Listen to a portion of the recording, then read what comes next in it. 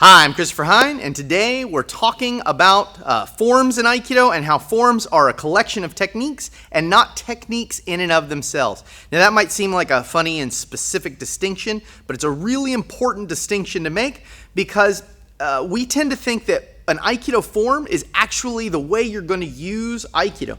And we also tend to think that the whatever happens at the end of the form is the objective of Aikido technique, when in fact it's generally the lowest percentage technique that we have. Aikido is filled with all kinds of techniques and things that we don't even often think are techniques, and we're going to illustrate some of those in the form we're about to show. But it's important to understand those techniques are really similar to techniques you would find in martial arts from all kinds of other cultures that are dealing with the same context. Generally, the context is one in which someone has something in their hand, and that's probably going to be some weapon of some sort if we're talking about physical conflict and why someone would be holding a hand or swinging a hand or something like that. It's probably because there's a weapon in that hand. So the form we're going to look at today is katate dori shiho nage, and I'm going to get Josh out here and we're going to go to work. Josh? All right, so this week we're talking about breaking the forms down. So when you see an Aikido form, most of us tend to make the mistake of calling that form a technique. And you need to understand that the form is actually filled with technique. So there are a ton of techniques in there. So a form is a tactical or strategic practice that has a collection of techniques, and we're answering a bunch of different things that could happen in any situation. So when you look at a form, you tend to think that the end goal or the idea of that form is to get to the end. And instead, it's generally teaching you that the end is the worst thing that could possibly happen. So right now, we're going to talk about katate dori shiho nage. Let me have you switch positions with me here. All right, so in katate dori shiho nage, we start with a katate dori. Now, this is a little bit outside the scope of this video, but I kind of want to talk about why the katate dori exists so you can understand why that might exist, all right? So let's say this guy broke into my house late at night, and I had a weapon in my hand, and I'm planning to use the weapon. This guy surprised me, right? Because our first Aikido goal, good Aikido, would be keeping distance from this guy so he can never get near me. But, you know, maybe he came out around the corner or who knows what, and he sees that I have a weapon in my hand, and so the second he sees that, he shoots down, he grabs it, and then he's going to be attacking my face somehow, right? So when you see this, all of a sudden it makes sense, because if he didn't do that, right, so if he just came in to hit my face, I'm going to be doing this, right? So it's a bad trade for him, because when I naturally go like this, then I'm going to load him up with this knife. So he needs to check that weapon hand. Now for me to clear this weapon hand is absolutely essential. I have to have methods to quickly clear this weapon hand. So that would be the situation if I needed that technique, which is katate dori, to defend against it. Could also be that he's going to draw a weapon, and when he does that, I don't want him to, right? So I'm stopping him from drawing that weapon. So maybe I'm talking to this guy on the street somewhere, and I think everything's cool, and all of a sudden he makes a quick action, and I go, oh, no way, man. Now this isn't going to be it, right? This isn't the end of the technique. This is just a way to suppress his hand so I can hit him in the face or do whatever it is, get to my weapon platform, whatever it is I need to do to stop this guy. But that's where it starts, and that's the first technique in this form. So people have a tendency to, out of hand, just go like, why would someone ever grab your wrist? Or that's not a technique, that's just a silly position that we get into to practice the actual technique. But that is the first technique in this form, okay?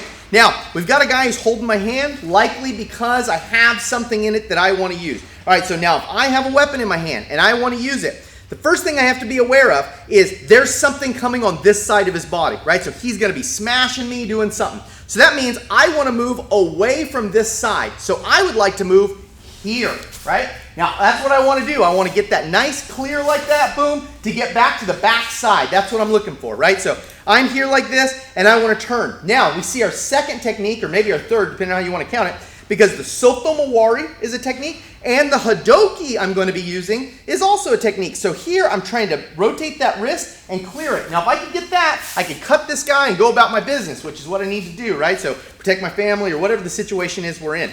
So I'm trying to free this weapon hand while moving to the safe direction. So if he's attacking me on that line, I'm moving away from that line while I'm clearing my weapon hand and trying to get to a superior position. All right, now, if I turn and he can keep a hold of me, he's going to. So meaning when I turn, he's going to stick right to me, right? So you see this? You classically get this? Now, if he could, he's going to come around and hit me again. Bang, that's what he's going to do, or grab me or tackle me or whatever. So when I turn, he's going to turn. So one of the things I could do is continue my turn. like this, right? So when we get in that position like that, then I can use my weapon on him. Now I'm trying to be delicate so I don't jab Josh in the eye here, but understand that what I'm doing is I'm going like this, weapon's coming back behind, I'm getting into this position, and now my weapon's highly effective again, right?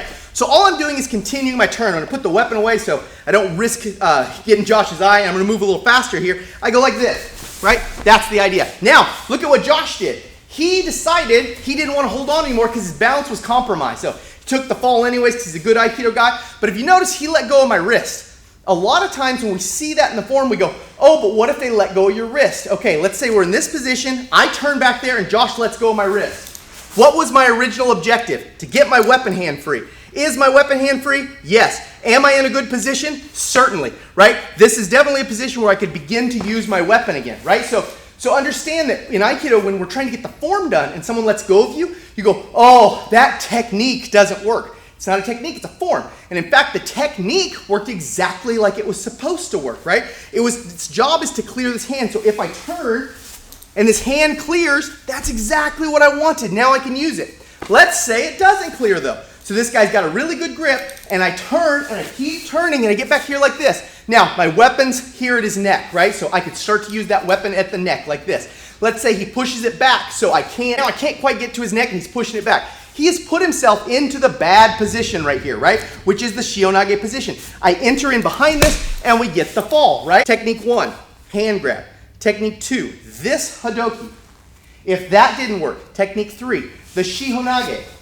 Technique 4, tenkai kotegaishi, and the takedown here. Now, let's say we're in this situation here, and he's still got my weapon hand. I need to know how to escape with my weapon hand. So if you look right here, there's a kotegaishi built into the shiho nage that helps me escape, so I can get my weapon hand free if I needed to. Let's say I grabbed him here, boom, like this to stop him. Now, what do I want to do? Well, I want to get away from that hand because he's going to hit me with that hand. So I turn here like this. I get back to this back position right here. From this back position, I start working to get this knife free. Once I get the knife free, I'm in good position. So this form is full of techniques. So don't think that the form is a technique in itself. It's just a form. It's a collection of techniques that are answering a set of questions that keep coming up and up and up. This is katate dori shiho nage.